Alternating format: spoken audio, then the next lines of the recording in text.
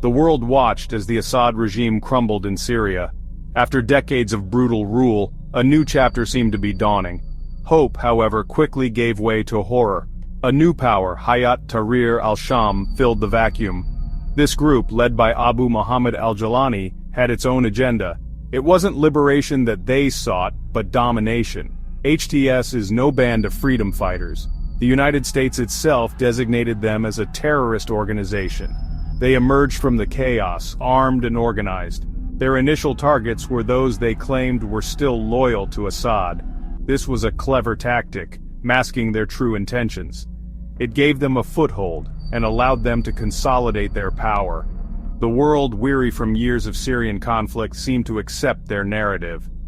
This was a mistake. HTS was not interested in building a new Syria. They were laying the groundwork for a reign of terror, one that would target specific groups based on their religion and ethnicity. The veneer of fighting for justice quickly faded. HTS's true colors became impossible to ignore. Their campaign against Assad loyalists transformed into a systematic purge of Christians and Alawites.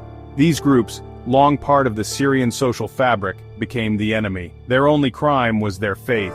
The shift was as swift as it was brutal. Villages that had known relative peace found themselves under siege. The stories that emerged were chilling. Identity-based killings became commonplace. Families were torn apart, their homes and businesses looted and burned. The message was clear: convert, flee, or die. This was not simply a matter of changing allegiances in a power struggle. This was ethnic cleansing, a deliberate and calculated attempt to eradicate entire communities. The world, however, remained largely silent. The media, so vocal during the Assad years, seemed to have lost its voice. The Valley of the Christians, Wadi al-Nasara, had long been a haven for Syria's Christian minority.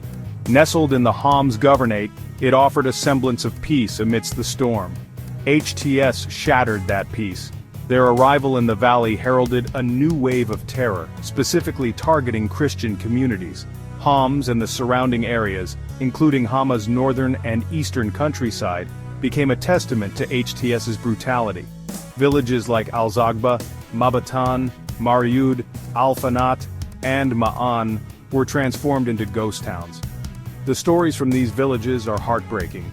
In Al-Zagba, residents who dared to return to check on their homes were driven back by gunfire. In Mariud, a civilian was killed simply for trying to see if his house was still standing. These were not isolated incidents. They were part of a larger pattern of violence and intimidation designed to drive Christians and Alawites from their homes permanently. Perhaps the most disturbing aspect of this unfolding genocide is the deafening silence from the international community. The new Syrian administration, seemingly powerless or unwilling to stop the violence, has done little to intervene. The world, once fixated on Syria, has moved on. This silence is a betrayal of the Syrian people, particularly the Christians and Alawites who are being targeted for extermination. Where are the calls for intervention? Where are the sanctions? Where is the outrage that once filled the airwaves and newspaper headlines? The world's silence is deafening. It is a silence that empowers perpetrators like HTS and emboldens them to continue their reign of terror.